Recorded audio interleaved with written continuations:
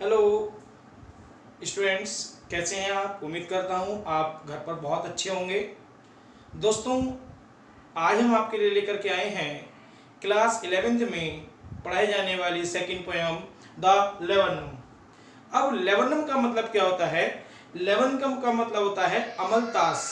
अमलतास एक वृक्ष होता है और वह जिस तरह से बेलनुमा या झाड़ीनुमा हम कह सकते हैं, इस तरह से वह पेड़ होता है और उस पर पीले रंग के फूल आते हैं।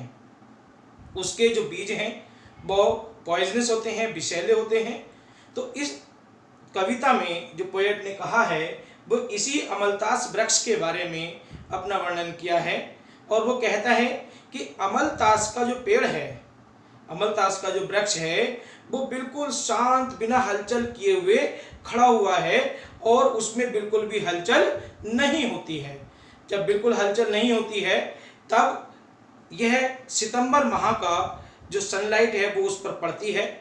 जो सितंबर माह में सूर्य की गर्मी है या सूर्य की रोशनी है वो दोपहर का समय है, नून टाइम है, तब वह उस पर पड़ती है और जिससे उस पर लग रहे पीले फूल, इसके फूलों का कलर जो है वो पीला होता है, तो इस पर लग रहे पीले फूल भी पीले होने लगते हैं और जो इसके बीज हैं वो नीचे झड़ने लगते हैं। यानी कि जब तक वो वृक्ष बिल्कुल शांत खड़ा है, स्टिल है, साइलेंस है, कुछ भी उसमें हलचल नहीं हो रही है, बिना हलचल के वह पड़ा हुआ है और उसके जो पत्ते हैं वो भी पीले पड़ रहे हैं और उसके जो बीज हैं वो नीचे गिर रहे हैं।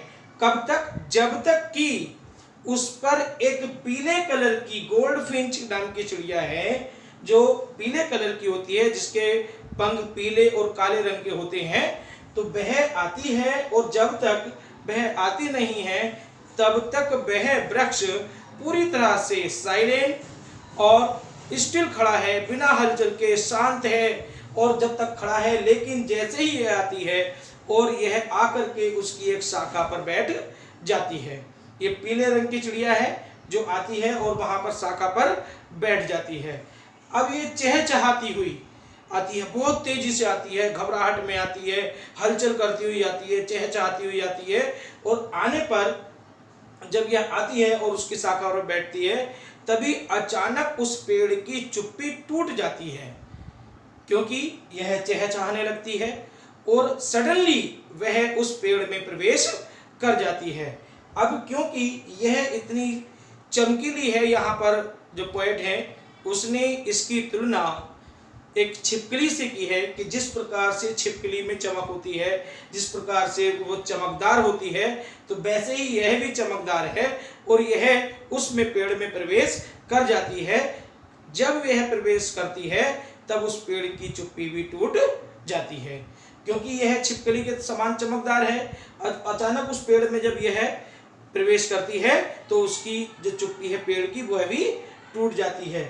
अब जब यह पेड़ में प्रवेश करती है तब उस पेड़ की चुप्पी टूटने पर वह मशीन की तरह चहचहाहट, गड़गड़ाहट और उस पेड़ में तरह तरह की आवाजें चिड़ियों के चहचहाने की वहां पर शुरू हो जाती हैं और वो मैं मशीन की तरह बोलने लगता है।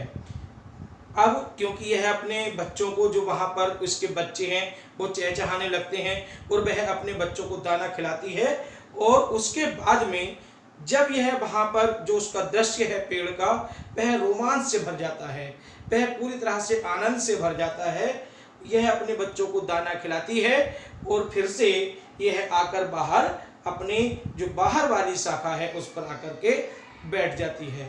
जब यह उस पर बैठती है और चहचहाती है तब यह अपना शो करती है, यह अपने आप को दर्शाती है कि हाँ मैं ही वास्तव में हूँ। तो इस पर जो एक निशान है, जो अपने चेहरे पर इसके एक धारी बनी हुई है, वह दिखा करके यह अपना वहां पर उपस्थिति दर्ज कराती है। लेकिन कुछ ही समय बाद जब यह उड़ जाती है वहां से और जब ये उड़ती है तो फिर से ये जो अमलतास का वृक्ष है, ये अमलतास का मैंने यहाँ पर वृक्ष बनाया है, तो इसी तरह से होता है, उसमें झाड़ी नुमा होता है और इस तरह से फूल उसके लटके हुए रहते हैं और ये पीले कलर के फूल होते हैं। तो जब ये यहाँ से शाखा पे से उड़ जाती है तब फिर से यह वृक्ष बिल्कुल शांत, स्थिर, बिना हलचल के हो जाता है। इस तरह से दोस्तों यह पोयम खत्म हो जाती है।